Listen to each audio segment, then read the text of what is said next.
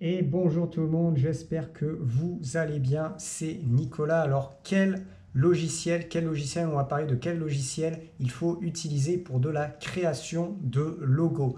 Alors peut-être que vous aujourd'hui vous voulez devenir logo designer en freelance par exemple, donc créer des logos en freelance. Peut-être que vous avez besoin également de créer des logos mais à titre personnel, peut-être pour faire peut-être pour faire votre marque ou quelque chose comme ça, et quels sont les logiciels à utiliser. Donc ça va être simple, je vais vous en présenter, enfin je vais vous expliquer les deux meilleurs logiciels. Au passage, si tu aimes ces vidéos-là, vous aimez ces vidéos-là, ce que je vous invite à faire, c'est à cliquer en bas de la vidéo et à vous abonner, puisque je vous invite à faire également, c'est à mettre des likes sur les vidéos. Alors, ces deux logiciels-là que je vais vous présenter à chaque fois, je vais mettre des liens en bas dans la description. Je propose des formations complètes qui vous permettront vraiment de vous former. Et puis à la fin de ces formations-là, vous aurez un excellent niveau dans les logiciels. Vous pourrez créer tous les logos que vous voulez.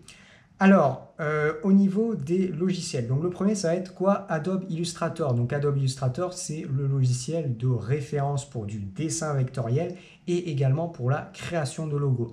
Adobe Illustrator, il va vous coûter en abonnement au mois, si vous le prenez en seul, à peu près 22-23 euros par mois. Donc bien évidemment, ça peut avoir un coût.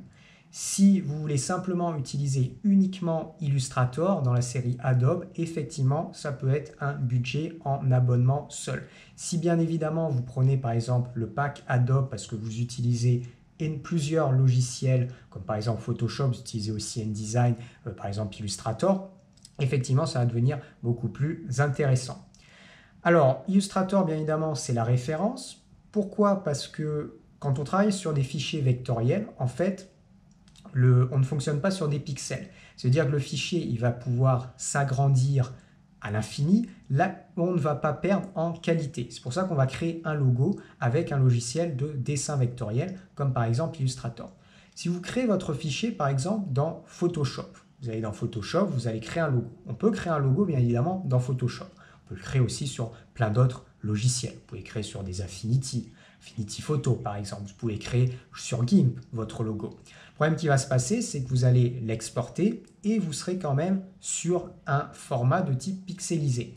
Donc, quand vous allez, par exemple, agrandir votre logo, diminuer, vous allez perdre en qualité et ça va devenir pixelisé. Et c'est pour cette raison que si on veut faire un travail professionnel pour une création de logo, il faudra uniquement utiliser un logiciel de dessin vectoriel et il faudra oublier tous les logiciels qui utilisent un système de pixels parce que là, ça ne fonctionnera pas pour un travail professionnel. Donc, premier choix, Adobe Illustrator. Deuxième choix, l'alternative qui est gratuite, la plus efficace, ça va être le logiciel Inkscape. Donc Inkscape, c'est un logiciel en libre service. Donc qui dit libre service est un logiciel qui est accessible gratuitement. C'est également un logiciel de dessin vectoriel. Donc sur le même principe que Illustrator, avec Inkscape, vous allez avoir un système qui va se baser sur, je ne vais pas rentrer dans les détails, mais un système de courbes géométriques qui fait que à chaque fois qu'on zoome sur le dessin, on dézoome, on peut zoomer à l'infini, on aura la ligne qui apparaîtra toujours avec des traits aussi nets parce qu'on est sur du dessin vectoriel. Inkscape, ce qu'il faut savoir, c'est que c'est un logiciel qui est vraiment ergonomique, qui est vraiment très agréable à prendre en main. C'est un logiciel qui a énormément de fonctionnalités quand on va pousser un petit peu plus loin. Inkscape par rapport à Illustrator, vous aurez toujours quelques outils, en fait, quelques outils propres à Illustrator qu'on ne va pas trouver dans Inkscape. Alors, c'est vraiment des outils quand même assez avancés, mais effectivement, Illustrator peut proposer quelques outils un petit peu plus avancés. Malgré tout, pour le logo, on peut quand même très bien faire avec Inkscape. Ensuite, au niveau d'Illustrator, pareil, quand vous voulez faire un système de vectorisation d'images, on peut être amené à vectoriser des images pour justement les transformer avec des tracés qui ne vont plus perdre en qualité. Illustrator aura une fonctionnalité beaucoup plus avancée là-dessus que Inkscape.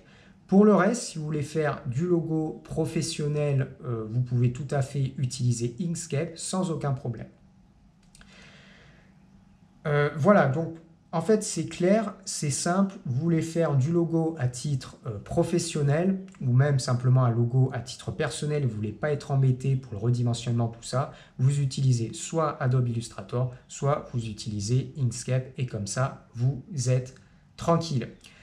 Si vous avez aimé la vidéo pour les informations, ce que je vous invite à faire, c'est à vous abonner à la chaîne. Alors, si vous voulez en savoir plus sur le logo design, la création de logos, avec ces deux logiciels, je propose des formations complètes. Donc j'ai une formation complète qui est logo design avec Illustrator, donc création de logo avec Illustrator. Donc ça, c'est en premier lien dans la description. Dans cette formation, on voit comment apprendre Illustrator totalement en partant de rien, donc vraiment énormément d'heures de cours, vous maîtriserez parfaitement Illustrator. Et dans une deuxième partie, on a je propose plusieurs exemples de création de logos. Donc il y a plein d'exemples de création de logos pour s'entraîner derrière. Je propose également, donc deuxième lien dans la description, je vais mettre la formation Inkscape. Donc Inkscape, dans cette formation, pareil, c'est sur le même principe. On apprend en détail le logiciel pour parfaitement bien le maîtriser, parce que ça, c'est la base. Et une fois qu'on maîtrise parfaitement bien le logiciel Inkscape, on vient créer des logos. Donc on utilise tout ce qu'on a vu, et là, pareil, plusieurs exemples de logos. Ce qui est intéressant, c'est vraiment de pouvoir ensuite réutiliser tout ce qu'on a appris pour pouvoir créer des logos très facilement et après, c'est beaucoup plus pratique. Donc ça va être dans les premiers liens, description, je mets les formations. Sur ce, je vous dis à bientôt pour d'autres vidéos en tutoriel directement sur l'écran ou éventuellement ici en face à face. Allez, ciao, ciao!